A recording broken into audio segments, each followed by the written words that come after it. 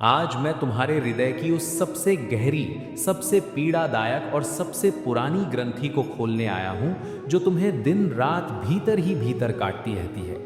जब तुम एकांत में बैठते हो, जब दुनिया के कोलाहल से दूर तुम स्वयं से बात करते हो, तो तुम्हारे नेत्रों से अश्रु बहने लगते हैं। तुम आकाश की ओर देखकर भारी मन से मुझसे शिकायत करते हो कि हे कृष्ण, मैंने अपने जीवन में कभी किसी का अहित नहीं चाहा, मैंने कभी किसी के साथ छल नहीं किया, मैंने हमेशा दूसरों की सहायता की और अपना सर्वस्व लुटाकर प्रेम किया। फिर मेरे ही साथ हर बार धोखा क्यों होता है? मेरे ही जीवन में इतनी पीड़ा, इतना संघर्ष और इतने आंसू क्यों हैं? वहीं दूसरी ओर जो लोग छल करते हैं, जो दूसरों का धन हड़पते हैं, जो झूठ बोलते हैं और जिनके हृदय में तनिक भी दया नहीं है, वे महलों में सुख की नींद सो रहे हैं।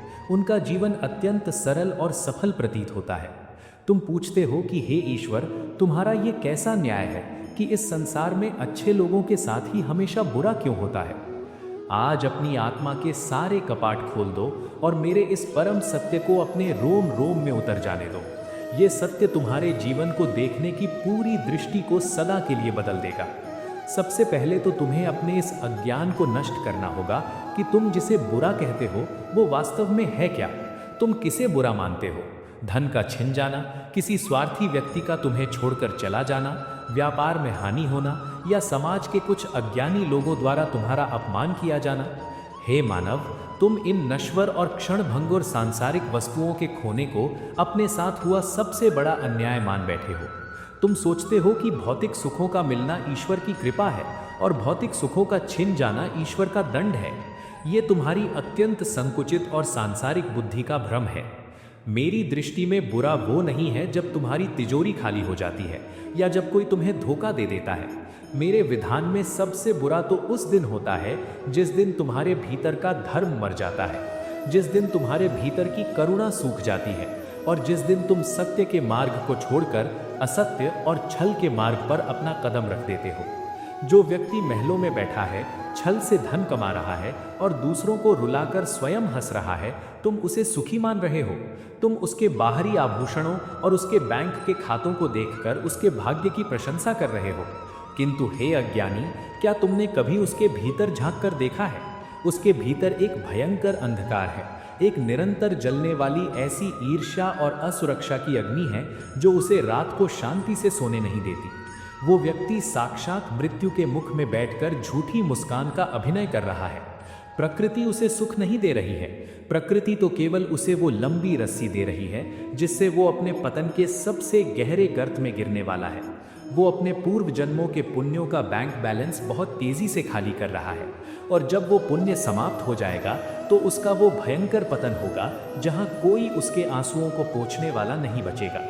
और तुम जो अच्छाई के मार्ग पर चल रहे हो, तुम सोचते हो कि तुम्हें दंड मिल रहा है। नहीं मेरे प्रिय, जब तुम सत्य और धर्म के मार्ग पर चलते हो और तुम्हारे जीवन में विपत्तियां आती हैं, तो वो मेरा दंड नहीं, वो मेरी सबसे बड़ी और सबसे विशेष कृपा होती है। एक स्वर्णकार को देखो, वो जब सोने को देखता है तो क्या वो उसे रेशम के कपड़े में लपेटकर तिजोरी में रख देता है?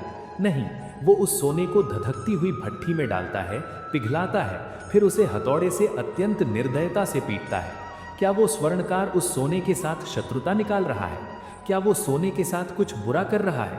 नहीं, वो तो उस सोने के भीतर छिपी हुई उस अशुद्धि को, उस मैल को जलाकर भस्म कर रहा है ताकि वो सोना निखर कर एक अत्यंत अमूल्य आभूषण बन सके जिसे देखकर पूरी दुनिया मुग्ध हो जाए।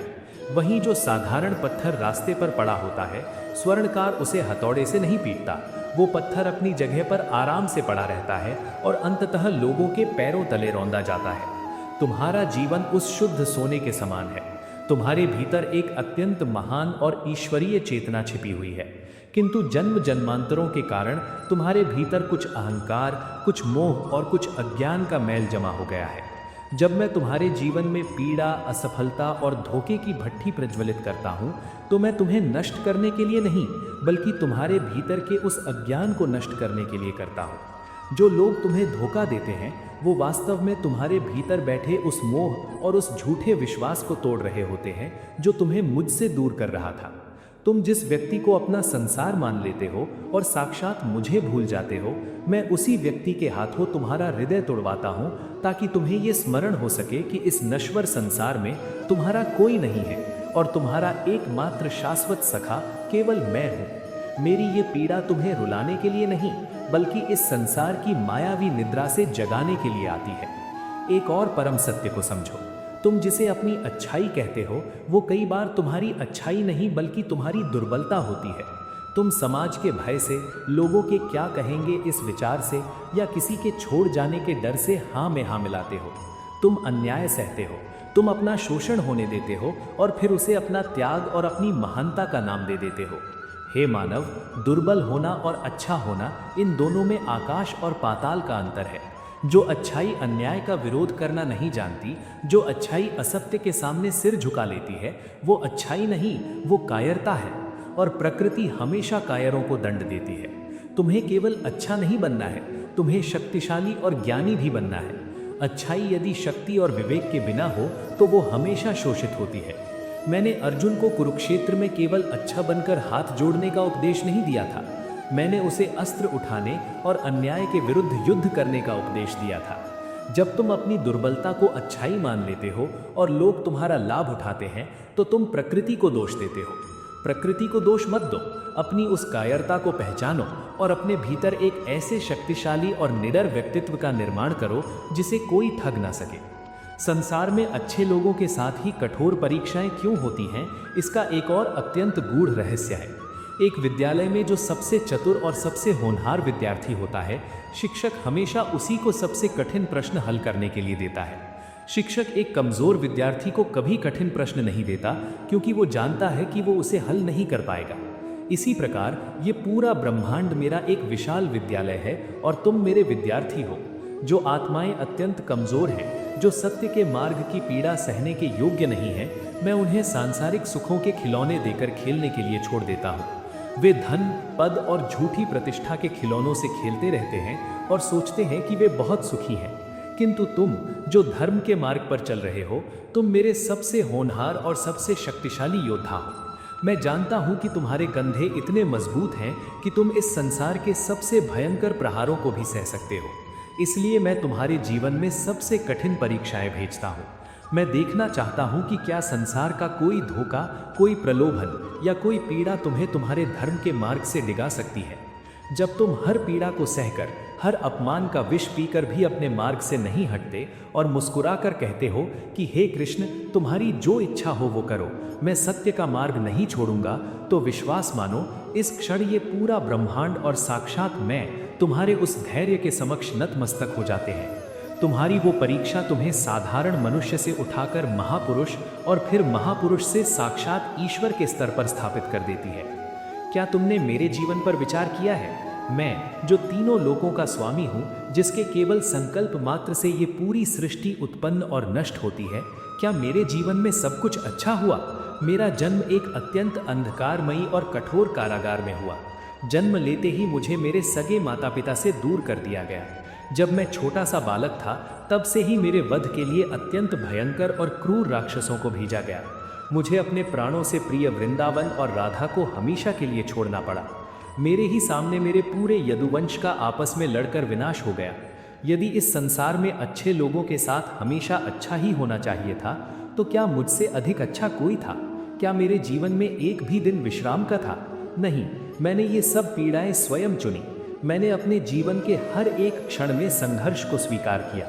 मैंने ये सब इसलिए किया ताकि मैं तुम्हारे सामने ये आदर्श स्थापित कर सकूं कि महानता मखमल के बिस्तरों पर सोकर और एक सरल जीवन जीकर प्राप्त नहीं होती। महानता तो उस भयंकर तूफान के बीच में खड़े होकर मुस्कुराने में है, जहां हर कोई हार मान लेता है। यदि मैं स्वयं एक सरल जीवन चुन लेता, तो तुम मनुष्य विपत्ति के समय किससे प्रेरणा लेते? मेरा जीवन तुम्हारा सबसे बड़ा मार्गदर्शक है।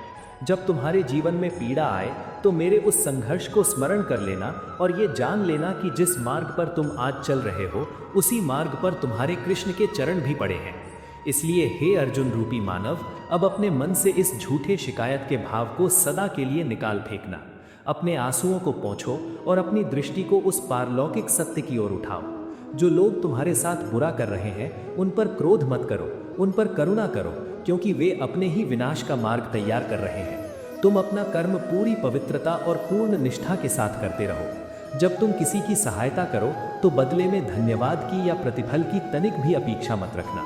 जब तुम निष्काम भाव से कर्म करते हो तो संसार का कोई भी धोखा तुम्हें पीड़ा नहीं दे सकता। पीड़ा केवल वहां होती है जहां अपेक्षा होती है। अपने हृदय को इतना विशाल बना लो कि उसमें इस संसार की सारी कटुता समा जाए और फिर भी वो तुम्हारे भीतर के उस ईश्वरीय प्रेम को मलिन न कर सके।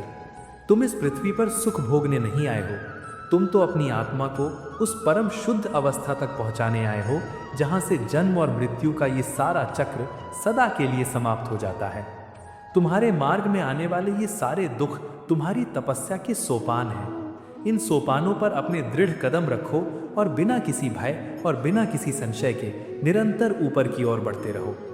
जब तुम कहते हो कि तुम्हारे साथ बुरा हुआ तो वास्तव में तुम उस घटना का मूल्यांकन अपनी इस अत्यंत सीमित और भौतिक दृष्टि से कर रहे होते हो।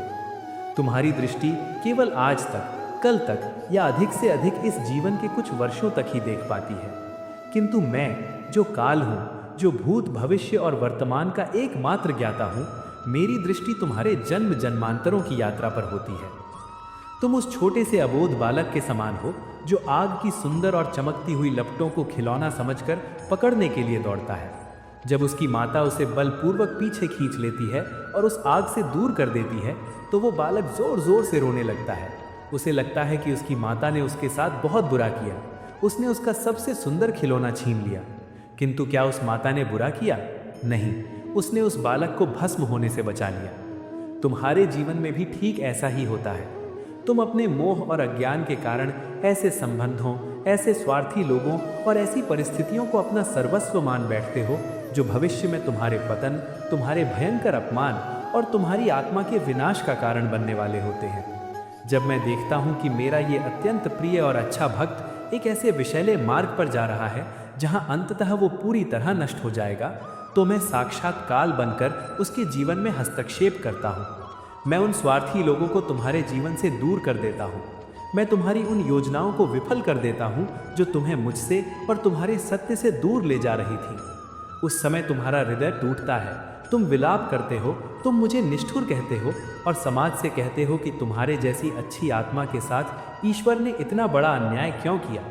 तुम उस अबोध बालक की भांति रोते हो, किंतु मैं एक माता की भांति तुम्हारी उस पीड़ा को सहकर भी तुम्हें उस भयंकर अग्नि में जलने से बचा लेता हूँ। मेरा वो छीनना कोई दंड नहीं है मेरे सखा, वो तो मेरा वो सुरक्षा कवच है जिसे तुम अपनी अज्ञानता में अन्याय मान बैठे हो। यदि मैं तुम्हारे जीवन से उस कचरे को बाहर न निकालूं तो तुम्हारे हृदय में मेरे परमानंद के निवास के लिए स्थान कैसे बनेगा।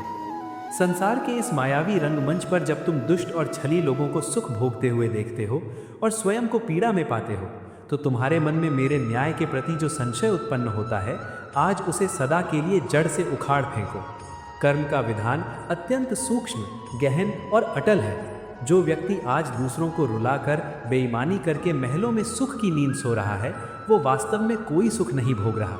वो अपने ही पिछले जन्मों के संचित पुण्यों की पूंजी को अत्यंत मूर्खता और शीघ्रता के साथ नष्ट कर रहा है। वो उस मूर्ख उत्तराधिकारी के समान है जिसे उसके पूर्वजों ने बहुत सारा धन दिया था, किंतु वो कोई नया कर्म किए बिना उस धन को व्यसनों और पापों में उड़ा रहा है। जब उसका वो पुण्य समाप्त हो जाएगा तब उसके पतन की वो भयंकर आंधी आएगी जिसमें उसे जल की एक बूंद भी नसीब नहीं होगी। प्रकृति उसे बहुत लंबी रस्सी दे रही है ताकि जब वो गिरे तो उसे उठने का कोई अवसर न मिले। किंतु तुम जो मेरे प्रिय हो, जो अच्छाई के मार्ग पर चल रहे हो, तुम्हारे साथ मेरा व्यवहार बिल्कुल भिन्न है। मैं तुम्हारे पुण्यों का फल इस नश्वर संसार के छोटे छोटे और झूठे सुखों में, धन में या किसी स्वार्थी मनुष्य के प्रेम में नष्ट नहीं करना चाहता। मैं तो तुम्हें वो अनंत परमानंद देना चाहता हूँ जिसके बाद कुछ भी पाना शेष नहीं रह जाता।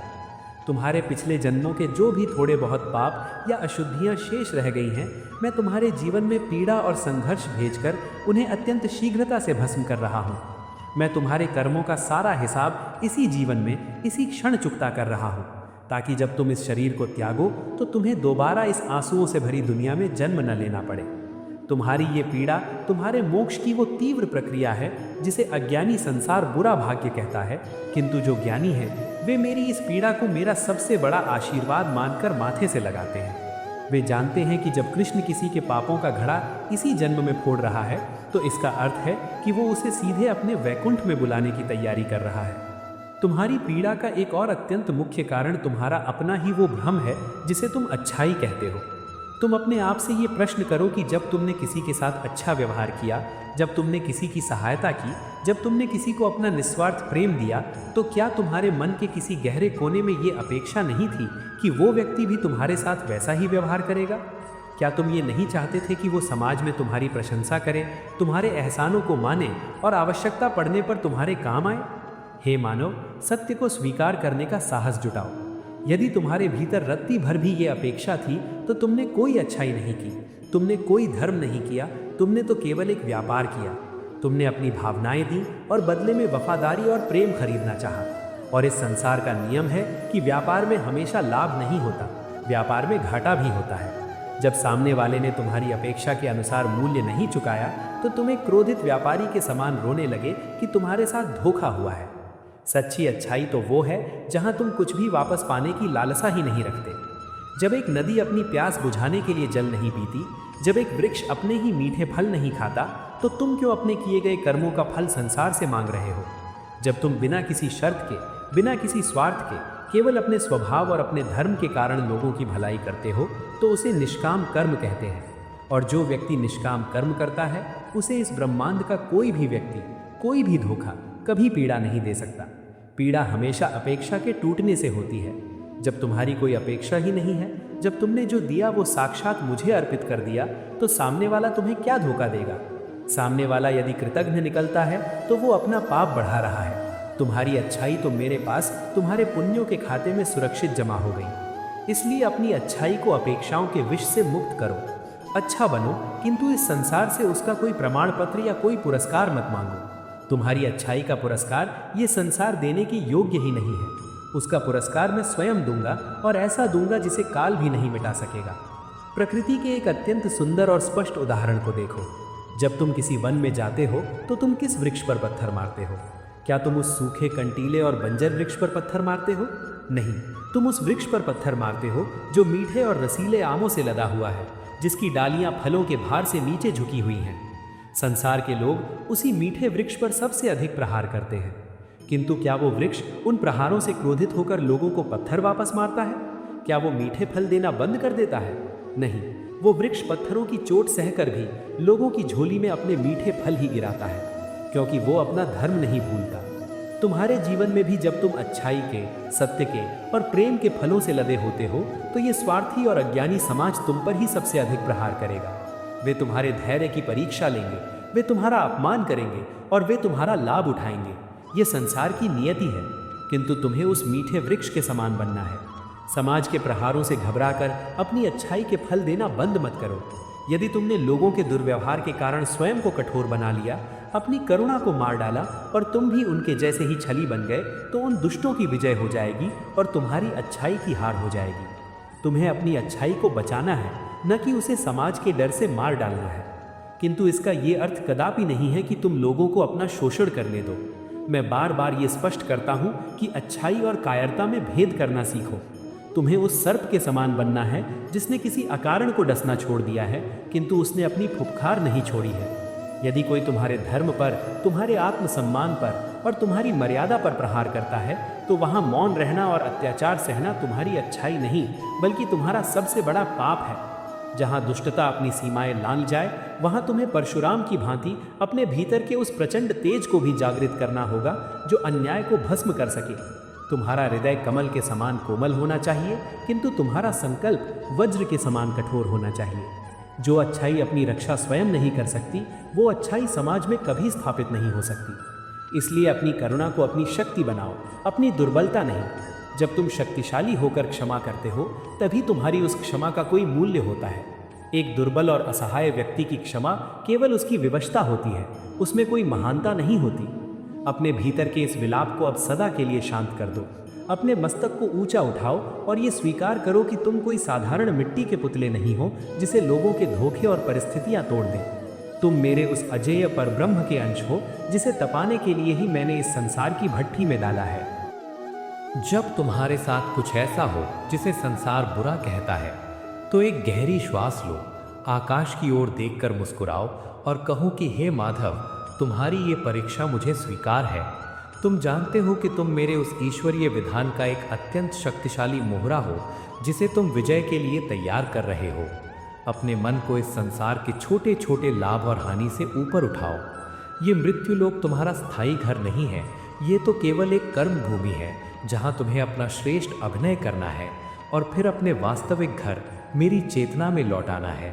जब तक तुम्हारे भीतर वो धर्म और वो प्रेम जीवित है, तब तक विश्वास मानो, इस ब्रह्मांड में तुम्हारे साथ कभी कुछ बुरा नहीं हो सकता। बुरा केवल उनके साथ होता है जो अपनी आत्मा को बेचकर इस संसार के कांच के टुकड़ों को बटोर रहे हैं। तुम तो उस शाश्वत सत्य के साधक हो जिसकी विजय अंततः सुनिश्चित है। संसार के इस कोलाहल में तुमने हानि और लाभ की जो परिभाषा गढ़ ली है, वो पूर्णतः मिथ्या और तुम्हारे अज्ञान की उपज है। तुम सोचते हो कि जब तुम्हारा संचित धन छिन जाता है, जब तुम्हारे अपने सगे संबंधी तुम्हें बीच मझधार में छोड़कर चले जाते हैं, या जब समाज बिना किसी कारण के तुम्हारा तिरस्कार करता है, तो वो तुम्हारा सबसे बुरा समय है। तुम छाती पीटकर रोते हो और मुझे निष्ठुर कहते हो, किंतु मेरी पारलौकिक दृष्टि में वो तुम्हारा सबसे बुरा समय नहीं, बल्कि तुम्हारी चेतना के जागरण का सबसे श्रेष्ठ, सबसे पवित्र और सबसे मंगलकारी क्षण होता है। जब तक तुम्हारे पास इस संसार के क्षण भंगुर सुख होते हैं, जब तक तुम्हारे मित्र और सगे संबंधी तुम्हारी झूठी प्रशंसा करते हैं, तब तक तुम इस मायावी भ्रम में जीते हो कि ये संसार ही परम सत्य है। तुम उस स्वार्थी प्रेम और उस अस्थायी सम्मान को अपना शाश्वत आश्रय मान लेते हो और साक्षात मुझे, अपने परम पिता और अपने एकमात्र रक्षक को पूरी तरह से भूल जाते हो। तुम्हारी वो अच्छाई उस समय सांसारिक सुखों और अहंकार की दास बन जाती है। इसलिए जब मैं देखता हूँ कि मेरा कोई अत्यंत प्रिय और निर्मल हृदय वाला भक्त इस संसार की माया में बुरी तरह उलझकर अपने वास्तविक ईश्वरीय गंतव्य को भूल रहा है, तो मैं उसके जीवन में उस भयंकर तूफान को भेजता हूँ जिसे तुम बुरा समय या दुर्भाग्य कहते हो। वो तूफान तुम्हारे विनाश के लिए नहीं आता, बल्कि वो तुम्हारे इर्द गिर्द खड़े किए गए उन सारे झूठे आवरणों, उन सारे खोखले स्तंभों और उन सारे स्वार्थी संबंधों को जड़ से उखाड़ फेंकने के लिए आता है, जो तुम्हारी आंखों पर पट्टी बांधकर तुम्हें सत्य देखने से रोक रहे थे। जब वो माया का आवरण टूटता है, तब तुम्हें उस परम सत्य का दर्शन होता है कि इस मृत्युलोक में साक्षात मेरे अतिरिक्त तुम्हारा कोई नहीं है। एक महान मूर्तिकार की कार्य प्रणाली को अत्यंत सूक्ष्मता से समझो। जब वो मूर्तिकार किसी अत्यंत सुंदर, पूजनीय और अलौकिक मूर्ति का निर्माण करना चाहता है, तो वो मार्ग पर पड़ी किसी कोमल मिट्टी को नहीं चुनता, वो एक अत्यंत कठोर और मजबूत पत्थर को चुनता है। वो उस पत्थर को अपने सामने रखता है और फिर उस पर अपनी अत्यंत तीक्ष्ण छेनी और भारी हथौड़ी से अनगिनत प्रहार करता है। हथौड़ी के हर एक कठोर प्रहार के साथ उस पत्थर का कुछ हिस्सा कटकर नीचे गिरता है। यदि उस पत्थर के पास तुम्हारी जैसी अज्ञानी और सांसारिक बुद्धि होती, तो वो भी यही विलाप करता कि मूर्तिकार उसके साथ बहुत बुरा कर रहा है, वो अकारण ही उसे भयंकर पीड़ा दे रहा है और उसके अस्तित्व को तोड़ रहा है। किंतु क्या वो मूर्तिकार वास्तव में उस पत्थर को नष्ट कर रहा होता है? कदापि नहीं। वो तो उस पत्थर के भीतर छिपे हुए उस व्यर्थ के हिस्से को काटकर बाहर निकाल रहा होता है, ताकि उसके भीतर सोई हुई वो दिव्य, शांत और अमर मूर्ति प्रकट हो सके, जिसके समक्ष एक दिन पूरा संसार अपना मस्तक झुकाएगा। तुम्हारे जीवन में आने वाले अप्रत्याशित दुख, अपनों के धोखे और घोर असफलताएं मेरी उसी छेनी और हथौड़ी के सुनियोजित प्रहार हैं। तुम वो अत्यंत कठोर और मूल्यवान पत्थर हो जिसे मैंने अपनी सृष्टि की सबसे श्रेष्ठ रचना के लिए स्वयं चुना है। जब ये अज्ञानी संसार तुम्हें चोट पहुंचाता है, तो वास्तव में तुम्हारी आत्मा को कोई चोट नहीं लग रही होती है, बल्कि तुम्हारा वो झूठा अहंकार, तुम्हारा वो प्राणलेवा मोह और तुम्हारी वो सांसारिक आसक्ति कटकर गिर रही होती है। जो अज्ञानी लोग तुम्हें धोखा दे रहे हैं, वो तो केवल मेरे हाथ के उपकरण मात्र हैं, जिन्हें मैंने तुम्हारी कटाई छटाई के लिए भेजा है। जब ये पीड़ादायक कटाई पूरी हो जाती है, जब तुम्हारा सारा अज्ञान और सारा मोह इस भट्ठी में जलकर भस्म हो जाता है, तब तुम्हारे भीतर से साक्षात उस परम ब्रह्म का वो जागृत, शांत और अजय स्वरूप प्रकट होता है, जिसे ना तो कोई शस्त्र काट सकता है और ना ही कोई अग्नि जला सकती है। तुम बार बार अपने आंसुओं के साथ ये तर्क देते हो कि तुमने हमेशा सबके साथ अच्छा व्यवहार किया, तुमने अपना सर्वस्व लुटाकर सहायता की, फिर तुम्हारे साथ इतना भयंकर धोखा क्यों हुआ? आज पूर्ण एकांत में बैठकर अपने अंतर्मन की गहराइयों में झांको और स्वयं से सत्य बोलो। क्या तुम्हारी वो अच्छाई पूर्णतः निष्काम थी? जब तुमने किसी असहाय की सहायता की, जब तुमने किसी को अपना अमूल्य समय और प्रेम दिया, तो क्या तुम्हारे मन के किसी अत्यंत सूक्ष्म और अंधेरे कोने में ये लालसा और ये अपेक्षा नहीं छिपी थी कि वो व्यक्ति भी तुम्हारे संकट के समय तुम्हारा हाथ थामेगा? क्या तुम ये नहीं चाहते थे कि समाज तुम्हारी उस महानता की प्रशंसा करे? यदि तुम्हारे भीतर रत्ती भर भी ये अपेक्षा थी, तो हे मानव, तुमने कोई महान धर्म नहीं किया था। तुमने तो भावनाओं के बाजार में केवल एक स्वार्थी व्यापार किया था। तुमने अपना प्रेम देकर बदले में उस व्यक्ति की वफादारी और उसका जीवन खरीदना चाहा था। और इस संसार का ये अटल नियम है कि व्यापार में केवल लाभ ही नहीं होता, व्यापार में भयंकर घाटा भी होता है। जब उस व्यक्ति ने तुम्हारी अपेक्षा के अनुसार कार्य नहीं किया, जब उसने तुम्हारा वो निर्धारित मूल्य नहीं चुकाया, तो तुम्हारा अहंकार बुरी तरह आहत हो गया और तुम एक ठगे गए व्यापारी के समान विलाप करने लगे कि तुम्हारे साथ घोर अन्याय हुआ है। सच्ची अच्छाई, सच्चा ईश्वरीय धर्म तो वो है जहां तुम केवल इसलिए अच्छे हो क्योंकि करुणा तुम्हारा प्राकृतिक स्वभाव है, किसी पुरस्कार या प्रतिफल की लालसा के कारण नहीं। जब एक सुंदर पुष्प वन में खिलता है तो वो अपनी मनमोहक सुगंध इसलिए नहीं बिखेरता कि राहगीर रुककर उसकी प्रशंसा करेंगे। वो केवल इसलिए महकता है क्योंकि महकना और आनंद देना उसका स्वधर्म है। यदि कोई क्रूर व्यक्ति उस पुष्प को अपने पैरों तले निर्दयता से रौंद भी दे, तो भी वो पुष्प उस कुचलने वाले पैर को अपनी सुगंध ही देता है, वो उसे कांटे नहीं चुभाता। तुम्हारी अच्छाई भी उसी अमर पुष्प के समान होनी चाहिए।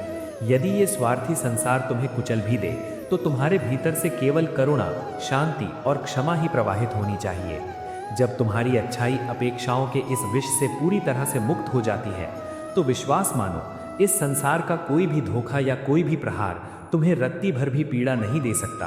संसार के इस मायावी रंगमंच पर जो लोग निरंतर दुष्टता कर रहे हैं, जो छल कपट के मार्ग पर चलकर अपार धन और सत्ता प्राप्त कर रहे हैं, उन्हें देखकर अपने मन में कभी मेरे न्याय के प्रति संशय मत लाना। कर्म का विधान अत्यंत सूक्ष्म, अत्यंत गहन और पूर्णतः अटल है। तुम केवल उनके आज के इस क्षणिक सुख को देख रहे हो, तुम उनके भयंकर भविष्य और उनके विनाशकारी अंत को नहीं देख पा रहे जो उनकी प्रतीक्षा कर रहा है। जो व्यक्ति पाप और छल के मार्ग पर चलकर सफलता के शिखर पर बैठा है, प्रकृति उसे तुरंत दंड देकर नहीं रोकती। प्रकृति उसे अहंकार की एक अत्यंत लंबी रस्सी देती है। वो अपने ही अज्ञान और सफलता के नशे में इतना अंधा हो जाता है कि वो सोचता है कि इस ब्रह्मांड में उसे देखने वाला कोई नहीं है और वो पूर्णतः अजेय हो गया है। किंतु वो मूढ़ ये नहीं जानता कि वो अपने ही हर एक कुकर्म के साथ अपनी चिता की लकड़ियां स्वयं एकत्रित कर रहा है। जब उसके पापों का घड़ा गले तक भर जाता है और मेरे समय का वो न्यायकारी चक्र घूमता है, तो उसका वो भयंकर और प्रलयकारी पतन होता है, जहां उसकी सारी संपदा, सारा झूठा अहंकार और वो सारे स्वार्थी मित्र एक ही क्षण में राख के ढेर में बदल जाते हैं। तब उस अनंत पीड़ा में उसे जल की एक बूंद देने वाला भी कोई नहीं बचता। उसका अंत इतना भयावह होता है कि मृत्यु भी उससे कांप उठती है। किंतु तुम जो धर्म और सत्य के अत्यंत दुर्गम मार्ग पर नंगे पैर चल रहे हो, तुम्हारे पुण्यों और तुम्हारे आंसुओं के एक एक बूंद का खाता मेरे पास मेरे वैकुंठ में सुरक्षित है।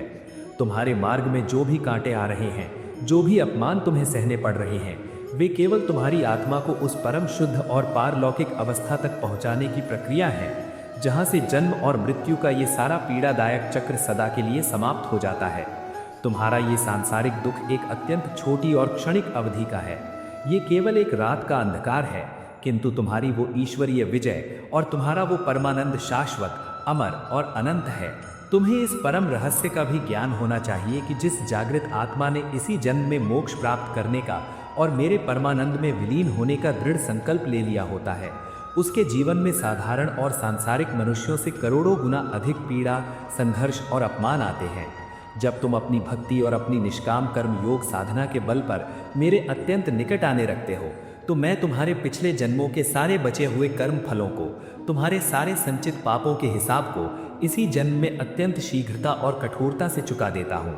मैं कदापि नहीं चाहता कि तुम्हारे भीतर एक भी अशुद्धि या माया का एक भी कण शेष रहे, जिसके कारण तुम्हें पुनः इस आंसुओं से भरी मृत्यु लोक की योनि में माता के गर्भ का कष्ट सहना पड़े और जन्म लेना पड़े। इसलिए मैं जानबूझकर तुम्हारे जीवन में उन भयंकर अग्नि परीक्षाओं को भेजता हूँ जो साधारण मनुष्यों के लिए पूर्णतः असहनीय होती हैं।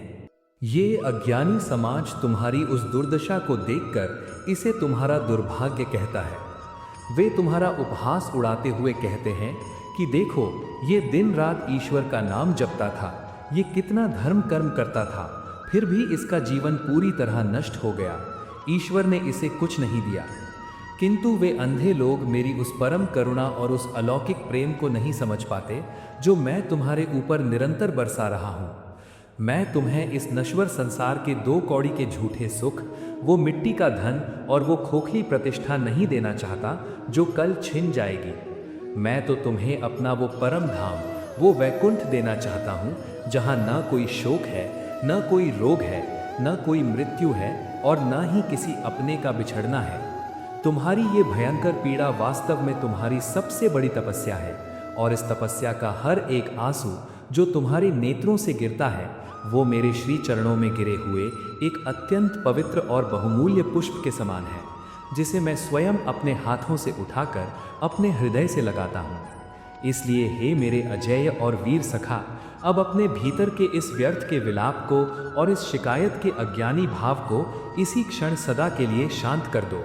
अपने मस्तक को ऊंचा करो, अपने अश्रुओं को पोंछो और एक स्थित प्रज्ञ योद्धा के समान अपने जीवन के इस कुरुक्षेत्र में पूर्ण निर्भय होकर खड़े हो जाओ। तुम्हें इस मायावी संसार से न तो कोई पुरस्कार चाहिए, न कोई झूठा सम्मान चाहिए और न ही किसी के धोखे से तुम्हें रत्ती भर भी भय होना चाहिए। जो लोग तुम्हारे साथ बुरा कर रहे हैं, जो तुम्हारे प्राणों को पीड़ा दे रहे हैं, उन पर भूल कर भी क्रोध मत करना और न ही उनसे कोई प्रतिशोध लेने की कामना करना। उन पर तो केवल अपनी असीम दया और करुणा बरसाना, क्योंकि वे अज्ञान के घोर अंधकार में भटक रहे हैं। वे मूढ़ ये नहीं जानते कि वे किसी साधारण मनुष्य के साथ नहीं, बल्कि साक्षात उस परब्रह्म के प्रज्वलित अंश के साथ छल कर रहे हैं, जिसका रक्षक और जिसका सारथी मैं स्वयं तीनों लोकों का स्वामी हूँ। तुम अपनी उस करुणा, अपने उस ईश्वरीय प्रेम और अपने स्वधर्म पर एक पर्वत के समान पूर्ण रूप से अडिग रहो। जब परिस्थितियां अत्यंत विपरीत हों, जब ऐसा प्रतीत हो कि चारों ओर केवल विनाश का अंधकार है, सब कुछ समाप्त हो गया है और बाहर निकलने का कोई मार्ग शेष नहीं है, तब भी तुम्हारे मुख की वो अलौकिक मुस्कान, तुम्हारा वो अजेय धैर्य और तुम्हारी वो ईश्वरीय शांति एक क्षण के लिए भी भंग नहीं होनी चाहिए। तुम्हारा ये अविचल धैर्य ही इस ब्रह्मांड में तुम्हारी सबसे बड़ी और सबसे महान विजय है। जब तुम मोह और अपेक्षाओं से मुक्त होकर इस निर्भय और निष्काम अवस्था को प्राप्त कर लेते हो, तो ये पूरा ब्रह्मांड, इसके सारे ग्रह और साक्षात महाकाल भी तुम्हारे उन पवित्र चरणों में अपना मस्तक झुका देते हैं। तुम इस नश्वर हाड़ मांस के शरीर की सीमाओं से उठकर साक्षात मेरे ही उस अनंत शांत और शाश्वत स्वरूप में विलीन हो जाते हो, जहाँ न कोई बुरा है, न कोई अच्छा है, जहाँ न कोई अपमान है और न कोई सम्मान है, जहाँ केवल और केवल वो परमानंद है जिसे साक्षात मृत्यु भी स्पर्श नहीं कर सकती। अपने भीतर के उस सोए हुए परमात्मा को पूरी शक्ति से जगाओ, अपनी चेतना को ज्ञान के प्रकाश से भर लो और सत्य के इस अजेय महापथ पर बिना किसी संशय के निरंतर आगे बढ़ते रहो। मैं हर पल, हर श्वास में तुम्हारे साथ खड़ा हूँ। तुम्हारे भीतर जो ये निरंतर पीड़ा का कोलाहल है, इसका एक और अत्यंत गहरा और सूक्ष्म कारण है। तुमने अपनी अच्छाई को इस ब्रह्मांड के साथ एक व्यापारिक सौदा मान लिया है। तुम अपने अचेतन मन में ये विश्वास पाले बैठे हो कि यदि तुम समाज के नियमों का पालन करोगे, यदि तुम किसी का अहित नहीं करोगे और हमेशा सत्य का साथ दोगे, तो बदले में ये प्रकृति और ये संसार तुम्हें केवल सुख, सम्मान और अनुकूल परिस्थितियां ही देंगे। जब ये सौदा टूटता है, जब तुम्हारी अच्छाई और तुम्हारे निस्वार्थ प्रेम के बदले तुम्हें तिरस्कार, धोखा और अपमान मिलता है, तो तुम्हारा अहंकार बुरी तरह आहत हो जाता है। तुम अपनी उसी अच्छाई पर संदेह करने लगते हो। तुम सोचने लगते हो कि क्या छली, कपटी और स्वार्थी हो जाना ही इस संसार में जीवित रहने का और सफल होने का एकमात्र मार्ग है। हे मेरे सखा, अपनी इस दूषित और अज्ञानी सोच को इसी क्षण अपने मन से उखाड़ फेंको। यदि तुम्हारी अच्छाई परिस्थितियों की मोहताज है, यदि लोगों के बुरे व्यवहार से तुम्हारी अच्छाई बुराई में बदल सकती है, तो वो अच्छाई कभी थी ही नहीं। वो तो केवल एक मुखौटा था जिसे तुमने अपने स्वार्थ और समाज से सम्मान पाने के लिए पहन रखा था। सच्ची अच्छाई और सच्चा धर्म किसी भी बाहरी परिस्थिति के आगे घुटने नहीं टेकता। वो उस चंदन के वृक्ष के समान है जिस पर चाहे कितने भी विषैले सर्प लिपटे रहें, किंतु वो चंदन अपनी शीतलता और अपनी सुगंध का प्राकृतिक स्वभाव कभी नहीं छोड़ता। सर्पों का भयंकर विष चंदन को विषैला नहीं कर सकता। यदि संसार के लोग विषैले हैं, यदि उनका आचरण तुम्हारे प्रति कठोर है, तो तुम उनके विष के कारण अपने भीतर के उस ईश्वरीय अमृत को क्यों सुखा रहे हो? तुम अक्सर रोते हुए कहते हो कि तुम्हारे साथ जो हुआ वो अनुचित था, वो नहीं होना चाहिए था। ये तुम्हारा अहंकार है जो ये तय करना चाहता है कि इस ब्रह्मांड में क्या उचित है और क्या अनुचित। तुम उस महाकाल की अत्यंत रहस्यमयी और पूर्ण योजना को अपनी इस छोटी सी और सीमित भौतिक बुद्धि से मापना चाहते हो। जब तुम ये कहते हो कि तुम्हारे साथ बुरा हुआ, तो तुम अप्रत्यक्ष रूप से मेरे उस ईश्वरीय विधान पर प्रश्न चिन्ह लगाते हो जो अत्यंत न्यायकारी है। मैं जो कुछ भी करता हूँ उसके पीछे तुम्हारे जन्म जन्मांतरों का एक ऐसा सूक्ष्म गणित और ऐसा मंगलकारी उद्देश्य होता है जिसे तुम्हारी चर्म चक्षु कभी नहीं देख सकती। तुम उस बुनकर के बुने हुए कालीन का केवल निचला हिस्सा देख रहे हो, जहाँ तुम्हें केवल उलझे हुए कुरूप और बेतरतीब धागे दिखाई देते हैं। उन उलझे हुए धागों को देखकर तुम सोचते हो कि तुम्हारा जीवन कितना अन्यायपूर्ण और बेव्यवस्थित है, किंतु मैं उस कालीन का ऊपरी हिस्सा देख रहा हूँ, जहाँ उन्हीं उलझे हुए धागों से एक अत्यंत सुंदर, भव्य और अलौकिक चित्र का निर्माण हो रहा है। तुम्हारे जीवन में आने वाले वो सारे धोखे, वो सारी भयंकर असफलताएं और वो सारे अपमान उसी सुंदर चित्र को पूर्ण करने वाले अत्यंत आवश्यक धागे हैं। जब तुम इस नश्वर शरीर को त्याग कर पूर्ण रूप से मेरी चेतना में विलीन होगे, तब तुम उस संपूर्ण चित्र को देख पाओगे। तब तुम स्वयं उन सारे दुखों और उन सारे धोखेबाजों को धन्यवाद दोगे जिन्होंने तुम्हें उस परम पूर्णता और उस वैराग्य तक पहुंचने में अनजाने में ही सबसे बड़ी सहायता की। इसलिए परिस्थितियों को अपने नियंत्रण में रखने की इस व्यर्थ लालसा को त्याग दो और जो कुछ भी तुम्हारे सामने आ रहा है उसे मेरा ही एक कठोर किंतु कल्याणकारी प्रसाद मानकर पूर्ण शांति और अजेय धैर्य के साथ स्वीकार करना सीखो। जिन लोगों ने तुम्हारे निर्मल हृदय को छल से तोड़ा है, जिन लोगों ने तुम्हारी अच्छाई का उपहास उड़ाया है और तुम्हें विपत्ति में अकेला छोड़ दिया है, तुम उन्हें अपना सबसे बड़ा शत्रु मानकर अपने भीतर निरंतर क्रोध और प्रतिशोध की अग्नि जलाए रखते हो।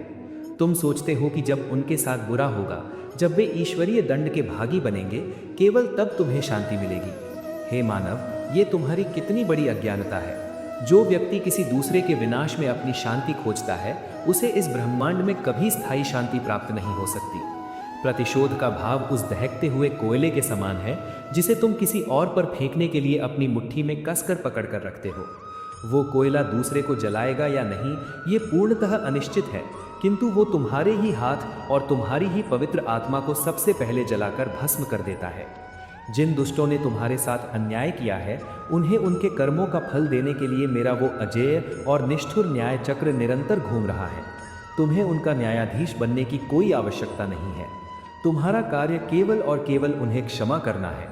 क्षमा करने का अर्थ ये कदापि नहीं है कि तुम उनके अपराध को सही मान रहे हो या तुम उनके समक्ष अपनी कोई दुर्बलता प्रदर्शित कर रहे हो। क्षमा का वास्तविक और आध्यात्मिक अर्थ ये है कि तुम उस व्यक्ति को, उस पीड़ादायक घटना को और उस कड़वाहट को अपने वर्तमान से सदा के लिए मुक्त कर रहे हो। जब तुम क्षमा करते हो तो तुम उस विषैले और अदृश्य धागे को काट देते हो जो तुम्हें उस दुष्ट व्यक्ति से बांधे हुए था। तुम अपने हृदय के उस पवित्र मंदिर को उनके अज्ञान के कचरे से खाली कर लेते हो ताकि वहां मैं आकर पूर्ण रूप से विराजमान हो सकूं। जब तक तुम्हारे मन के किसी भी कोने में किसी के भी प्रति घृणा या द्वेष है, तब तक मैं वहां प्रवेश नहीं कर सकता। अपने मन को उस घृणा से मुक्त करो और उस असीम ईश्वरीय स्वतंत्रता का अनुभव करो जो केवल एक क्षमाशील हृदय ही जान सकता है। जब तुम्हारे जीवन में घोर अंधकार छा जाए, जब तुम्हारे सारे अच्छे कर्मों का परिणाम तुम्हें शून्य प्रतीत होने लगे और लगे कि इस संसार में अच्छाई का कोई मूल्य नहीं है, तब अपने भीतर उस विलाप करने वाले कायर को मारकर उस अजेय योद्धा को जागृत करो।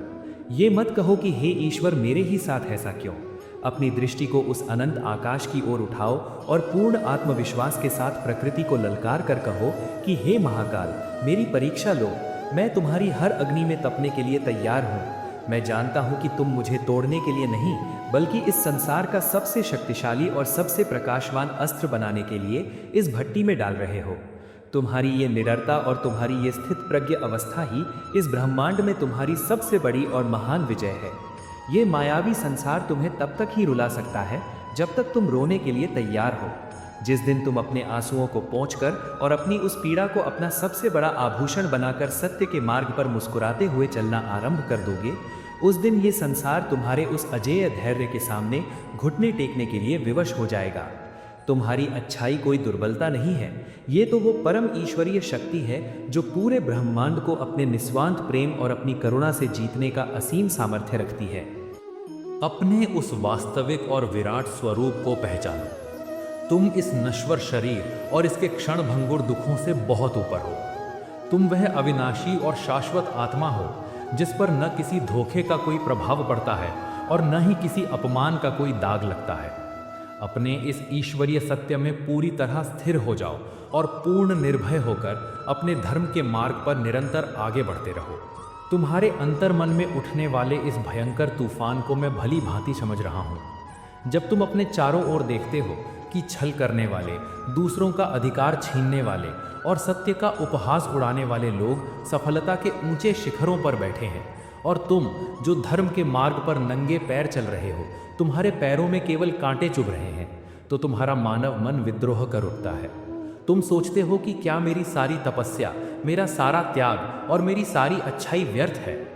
आज अपनी आत्मा के उस सबसे गहरे तल में उतरो जहाँ केवल सत्य का प्रकाश है और मेरी इस वाणी को अपने रोम रोम में समा जाने दो।